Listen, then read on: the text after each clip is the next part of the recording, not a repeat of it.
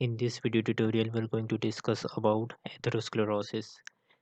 Atherosclerosis वो condition है जिसमें आर्टरीज जो होती हैं ह्यूमन बॉडी के अंदर उसमें प्लाक फॉर्मेशन होना शुरू हो जाती है।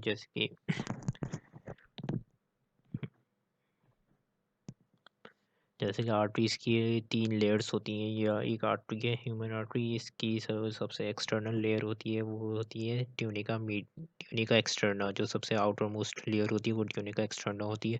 फिर जो मिडल मोस्ट लेयर जो होती है आर्टरीज की वो होती है ट्यूनिका मीडिया। और जो सबसे इनर मोस्ट लेयर होती है आर्टरी की एंटेमा, ट्यूनिका एंटेमा, उधर जो है वो एक प्लाक फॉर्मेशन होना शुरू हो जाती है। ये प्लाक जो होता है ये कोलेस्ट्रॉल लिपिड से मिलके बना होता है, जिसकी वजह से क्या होता है जब ये आर्टरीज में जब प्लाक फॉर्मेशन होना शुरू होता है, जिसकी वजह से ये होता है कि ब्लड फ्लो जिस भी ऑर्गन को ये आर्टरी ब्लड फ्लो दे रही होती है वहाँ पे ब्लड फ्लो कम हो जाता है, क्योंकि ब्लॉकेज होने लग जाती है उस आर्टरी में। उस आर्टरी में ब्लॉकेज हो गई, जिसकी वजह से क्या होता है कि उस ऑर्गन तक सफिशेंट ब्लड सप्लाई नहीं जा पा रही होती, जिसकी वजह से ऑक्सीजन सप्लाई भी सही नहीं हो पा रही होती और उस ऑर्गन के सेल्स में सेल डेथ होना शुरू हो जाती है, नेक्रोसिस होना शुरू हो जाते हैं। तो एथेरोस्क्लेरोसिस उस कंडीशन को कहते हैं जिसमें आर्टरीज की इंटरनल लेयर में प्लाक फॉर्मेशन होना शुरू हो जाती है, जिसकी वजह से जो आर्टरीज हैं उसमें हार्डनिंग होना शुरू हो जाती है, थिकनिंग होना शुरू हो जाती है, वो उतनी वाइड ओपन नहीं रह पाती। तो एथेरोस्क्लेरोसिस को का दूसरा नाम है आर्टीरियोस्क्लेरोटिक वेस्कुलर डिजीज़, ASVD भी कहा जाता है। इसमें क्या होता है, या इसमें आर्टरी की जो वॉल है वो थिक होना शुरू हो जाती है, क्योंकि उधर फैटी एसिड्स, लिपिड्स, कोलेस्ट्रॉल का जो प्लाग है वो बनना शुरू हो जाता है। ये जो एथेरोस्क्लेरोटिक कंडीशन है ये क्रॉनिक इन्फ्लेमेटरी रिस्पॉन्स होता है, यानी कि ग्रेजुअली यहाँ पे प्लाक फॉर्मेशन होना शुरू हो जाती है। एक्यूट नहीं होता, क्रॉनिक होता है। इसके अलावा जो इन्फ्लेमेटरी रिस्पॉन्स इसलिए होता है जो यहाँ पे इन्फ्लेमेटरी मतलब स्वेलिंग है, तो यहाँ पे आर्टरी जो है वो थिक होना शुरू हो जाती है। फिर इसमें क्या कंडीशन होती है, इसमें ये होता है कि अगर वो आर्टरी की जो इंटीमल लेयर है वहाँ पे अगर कोई लीजन हो जाए, जैसे कि ये प्लाग इतना बढ़ जाए जिसकी वजह से वहाँ पे कोई ज़ख्म हो जाए आर्टरी की इंटीमल लेयर में, तो वहाँ पे जो हमारे क्लॉटिंग फैक्टर्स होते हैं वो आगे वहाँ पे रिस्पॉन्स अपना देना शुरू कर देते हैं, जैसे कि ब्लड क्लॉट वहाँ पे बनना शुरू हो जाता है, वाइट ब्लड सेल्स, प्लेटलेट्स वगैरह जो हैं वो वहाँ पे आगे उस जख्म को भरना शुरू कर देते हैं, जिसकी वजह से एक थ्रोम्बस बन जाता है। थ्रोम्बस उसको कहते हैं किसी ब्लड क्लॉट को जो कि आर्टरीज की ब्लड फ्लो को ब्लॉक कर रहा हो। अब ये कुछ टर्म्स हैं जो कि ज़रूरी होती हैं, जिसके डिफरेंस पता होना ज़रूरी है।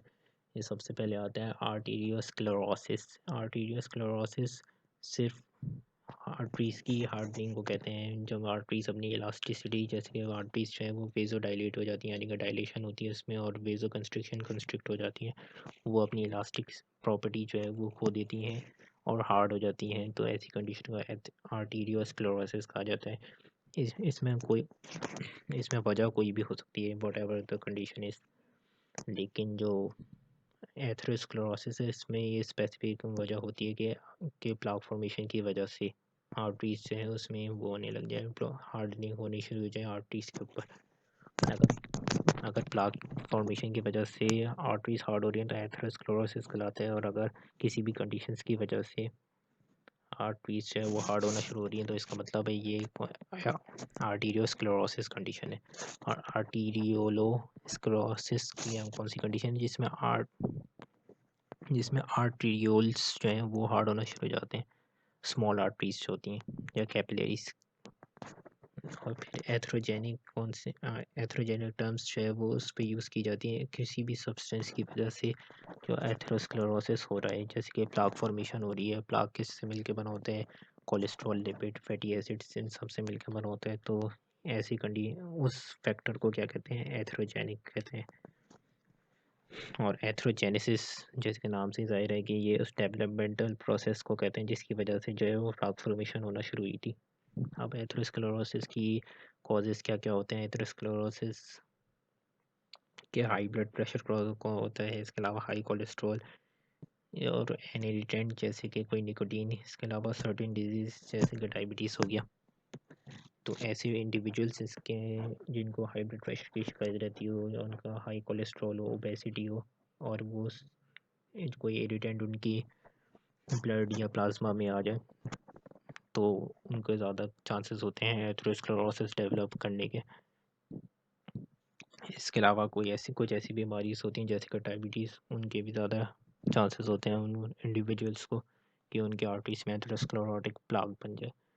फिर एपिडेमियोलॉजी अगर देखी जाए तो ये इस एपिडेमियोलॉजी से पता लगता है कि ये एथेरोस्क्लेरोसिस कंडीशन जो है ये हर साल बढ़ती जा रही है और ये मेल्स में ज़्यादा होती है फीमेल्स के कंपैरिजन में।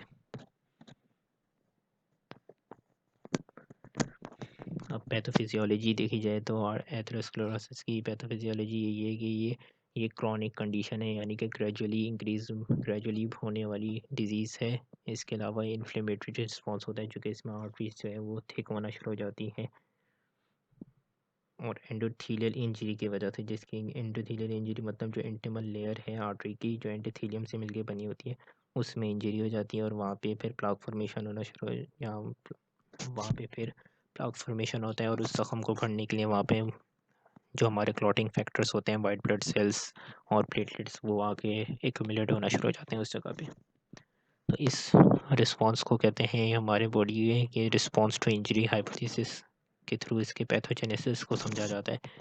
तो ये इसका स्टेप बाय स्टेप प्रोसेस है रिस्पॉन्स टू इंजरी हाइपोथेसिस का, कि क्रॉनिक एंडोथेलियल इंजरी होती है जो कि इंटिमल लेयर में प्लाक फॉर्मेशन होना शुरू हो जाती है आर्टरी की, जिसकी वजह से वहाँ पे लीजन बन जाता है। वहाँ पे लीजन बनता है तो वहाँ पे वाइट ब्लड सेल्स जो कि मोनोसाइट्स हो गए और प्लेटलेट्स जो होते हैं वो वहाँ पे आके एक्यूमुलेट होना शुरू हो जाते हैं। उसके बाद जो है वो जो ब्लड प्लाज्मा में जो लिपोप्रोटीन्स होते हैं जैसे कि LDL, HDL, high density lipoproteins और लो डेंसिटी लिपोप्रोटीन्स होते हैं वो वहाँ पे आके एक्यूमुलेट होना शुरू हो जाते हैं। एक्यूमुलेशन ऑफ लिपोप्रोटीन्स होते हैं उस इंजरी के ऊपर। फिर इसके अलावा जो मोनोसाइट्स होते हैं, वाइट ब्लड सेल्स होते हैं, वो वहाँ पे आके जमा होना शुरू हो जाते हैं उस जख्म को भरने के लिए, जो हमारे क्लॉटिंग फैक्टर्स का काम करते हैं। फिर उसके बाद जो स्मूथ मसल सेल्स की जो प्रोलिफरेशन होना शुरू हो जाती है, यानी कि वो रैपिडली ग्रो होने शुरू हो जाते हैं, रैपिडली मल्टीप्लाई होना शुरू हो जाते हैं स्मूथ मसल सेल्स, ताकि उस जख्म को हील कर सकें, और वहाँ पे एक्स्ट्रा सेलुलर मैट्रिक्स की प्रोडक्शन होना शुरू हो जाती है। फैक्टर्स रिलीज होते हैं जो कि प्लेटलेट को एक्टिवेट करते हैं, वहाँ पे प्लेटलेट्स आके जमा होना शुरू हो जाते हैं। उस जख्म को तो भर दिया जाता है जो कि एंडोथेलियल इंजरी की वजह से हुआ था इंटिमल लेयर में, लेकिन वहाँ पे ब्लॉकेज हो जाती है उस आर्टरी में।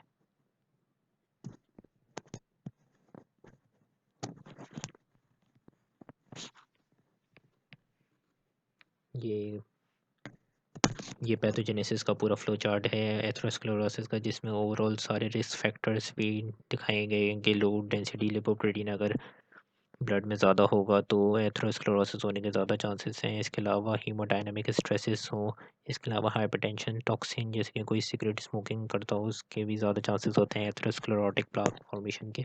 ये सब मिलके क्या करते हैं, ये करते हैं एंडोथेलियम जो कि आर्टरी की सबसे इनरमोस्ट लेयर होती है, एंडोथेलियम सेल्स से मिलके बनी होती है, वहाँ पे डैमेज हो जाते हैं, जिसकी वजह से ओवरऑल पूरा प्रोसेस होता है